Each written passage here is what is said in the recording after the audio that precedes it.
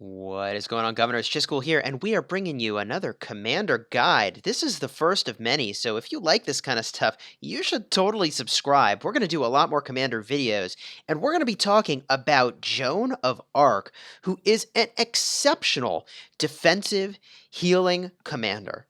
And I guess I should say buffing as her primary focus here. So, when we do a Commander Guide, we talk about a couple things. We review the skills. We take a look at the talent trees and potential talent builds you might go explore.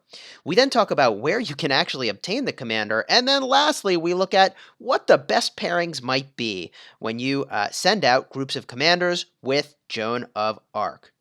So, my friends, let's get right into it. And let's start by looking at the skills.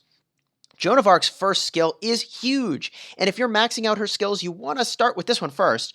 Divine Revelation. In the next 2 seconds, Joan of Arc grants her own troops and nearby friendly forces. There's no limit to the number of troops that get this buff, by the way. Any that are within her radius will get this buff, and it does a max of 30% infantry health, 30% cavalry defense bonus, 30% archer attack bonus, and granting an additional 40 rage per second. Wow, those buffs are bananas. Now, her next skill, and another reason why I love Joan of Arc, is that she is a gathering queen. At max skill, it increases her gathering speed bonus by 25% and load bonus by 25%. She is one of the best, in fact, the best, generic gathering commander there is. Next up is Holy Refuge, and this is a healing skill. Troops' normal attacks have a 10% chance to heal a portion of slightly wounded units for a healing factor max of 450, and this effect can only trigger once every 5 seconds. And lastly, passive skill Saint, and this skill is bananas, a damage reduction of 25%. Woo! That is amazing. Now, her expertise skill is also bananas. It makes it so that her first skill now lasts for 4 seconds instead of 2 and grants an additional 10 rage per second. The skills on Joan of Arc make her a crucial part of any tanky unit and honestly should be used to buff other nearby armies. She's great if you are a free-to-play player, because you can support other stronger members of your alliance, because her buffs here are percentage based. And she is great in a tanky unit. Now, let's get a look at the talents and see what we might do with her here. And spoiler alert, in my opinion, Joan of Arc should always be the secondary commander. She is amazing as a secondary commander, and here's why. First of all, Joan of Arc is a gathering queen. She is a gathering queen, and so you want to put gathering talents on her if you're doing crazy insane gathering. I've got a video about that up in the corner. I'll include a card that you can go check out how I'm using Joan of Arc for gathering. You can see here I use the gathering talents, and I use her as the primary commander for that. Now, if you wanted to use her as the primary commander for battle, you could look at the support tree or the synthesis tree. The support tree is interesting. It has rage regeneration via rejuvenate, which I think is a powerful talent. And also emergency protection, I think is kind of interesting. When you take skill damage, there's a 50% chance that they gain an additional amount of skill damage reduction for the next 3 seconds. You know, all in all, this tree is okay. And I suppose if you're using Joan of Arc in war as a primary commander, this is a thing you could do, but I would truly focus on having Joan of Arc as the secondary commander, max out her gathering tree, and then you're done leveling her up.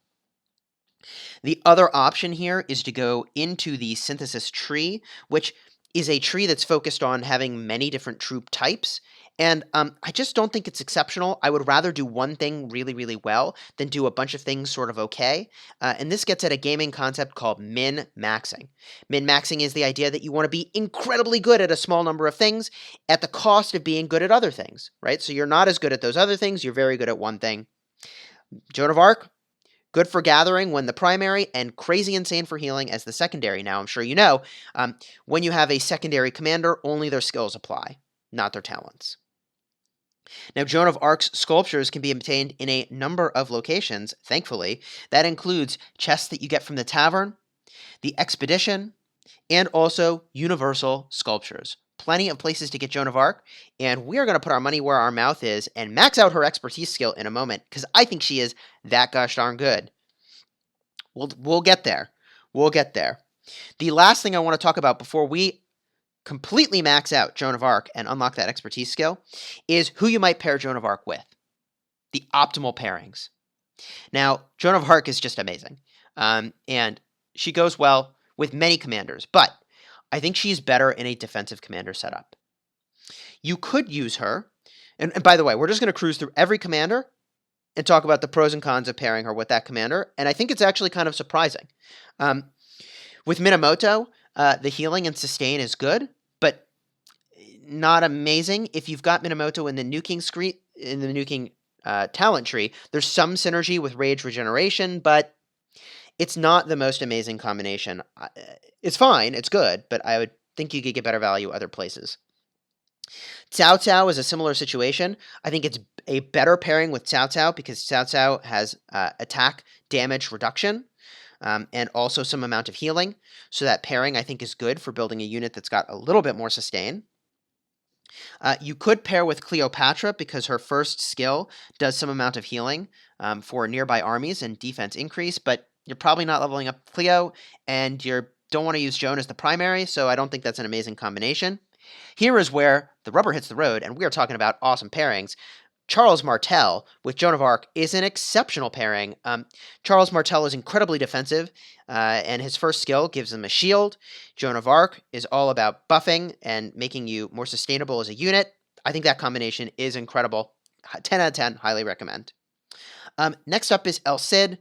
I don't know that you should be using El Cid as a primary commander, and particularly in combination with Joan of Arc. There's some amount of anti-synergy with what they're doing.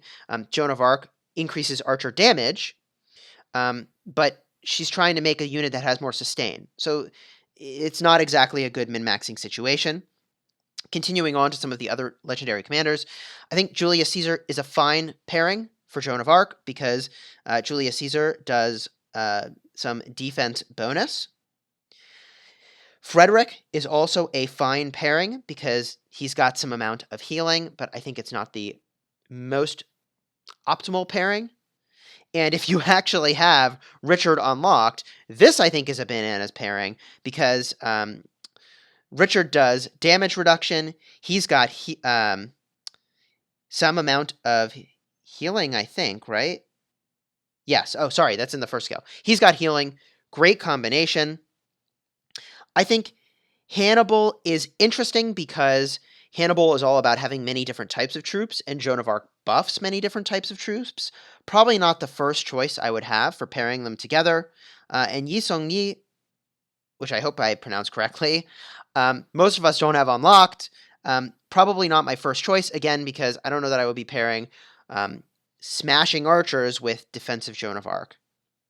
I would rather min-max and use two commanders that really focus on doing a ton of DPS. Now, looking at the epic tier of commanders and those pairings, I think Lohar and Joan of Arc is a exceptional pairing when you're going out and jungling and using multiple units. I'm about to power her up so that I can do that for the Karak ceremony, where I'm going to use Lohar as the primary, Joan of Arc for the secondary. They're going to tank, and I'm going to have Minamoto and Cao Cao be the DPS unit. Kusunoki is an okay pairing if you go nuker for the rage regeneration, but I think you can do better. Sun Tzu is an interesting pairing. Sun Tzu wants that rage regeneration so that he can use his first skill more frequently, which does a bunch of rage regeneration. So I think that actually Joan of Arc and Sun Tzu is an okay pairing. Herman, I think, is okay, but not incredible as a pairing. Herman is, again, buffing archer damage, and this is like kind of not the most amazing synergy. I think Scipio and Joan of Arc, however, have exceptional synergy because Scipio reduces damage taken, and when you are weak, makes you sort of buffed up for a bit. And so I think that is a really good combination because Joan of Arc contributes to the amount of sustain that you have. Ulji Mundok, I think, is an okay pairing because It's an okay pairing because he buffs infantry, and infantry, when paired with Joan of Arc, offers a lot of sustain, but it's good, but not incredible. Boudica, however, is, I think, an incredible pairing because Boudica has healing, and where's the healing? Healing, rage restoration. I mean, this is like exactly what you want to be doing with Joan of Arc. Pelagius, a fine combination, but not particularly noteworthy. Wouldn't write home about it. I wouldn't pair with Timo, and I wouldn't be trying to pair with Lancelot. Lancelot should be making a cavalry unit. Timo is about increasing the damage of nukes. You could use her as the primary, but I don't know. Wouldn't do it. So, now that we have reviewed all those pairings, we get to have some fun. Yeah, we get to have some fun, and we are going to max out Joan of Arc's skills, and we're going to get her expertise skill unlocked. I am super pumped about this. We're going to do this one at a time, and I'll probably include, maybe above my head, a list of all of the sculptures you need at each level in order to max out an epic commander. So, we'll upgrade once. There we go. We'll convert more sculptures. And upgrade again. Bada boom, first skill is now maxed. Yes, okay. Another 30, confirm, and upgrade another skill. Let's see, still 30, confirm, and upgrade. And we've almost got this skill maxed. By the way, this is important, I should have talked about this. The order in which you max out her skills matters. If you're most concerned about PvP, start with Divine Revelation for the PvP benefits.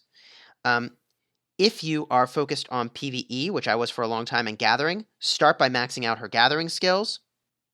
And you should then take her to level 30. I'll do that now because I think that's the correct way to do this. You want to max out her last skill before you max out her third skill. So we're just going to crank the experience tomes here, and we've got a bunch of them to take her to that next level. There we go. We're going to star her up. I've got a separate video where I start to talk about some of these special stars. We're not going to use them now. We're just going to use these regular ones. And people say that you crit more if you develop auto add and spam the button, and I just don't think that's true, but I'm going to get a video together where we do the math on that, and we'll find out conclusively. And we're almost at the doorstep here. 4 stars, unlocked, new skill. You should unlock that 4th skill before you skill up really this third one, in my opinion, because you want to reduce that total damage by 25%. That is bananas. So let's keep cranking here. 40 sculptures a pop now to upgrade. Okay, well, we got the 3rd skill first. It's fine. I think we have enough sculptures? Question mark? I'm pretty sure we do. I think I did the math and we're fine. By the way, have you noticed that I keep cutting it super close in all my videos? All my videos, I'm cutting it close to these upgrades. Anyways, here we go. 50 sculptures. Bada boom. We did it. And now we unlock Joan of Arc's expertise skill. Ba-boom. Descent of the Goddess. I cannot wait to smash with Joan of Arc in combat and in the expedition, where she is insanely good. If you're having trouble in expedition, start putting Joan of Arc in the mix. She's going to buff all those armies. My friends, I hope this video was helpful. And if you like this style of guide, you should subscribe because we're going to do a whole heck of a lot more of these. And until next time, my friends, you have fun smashing the kingdom.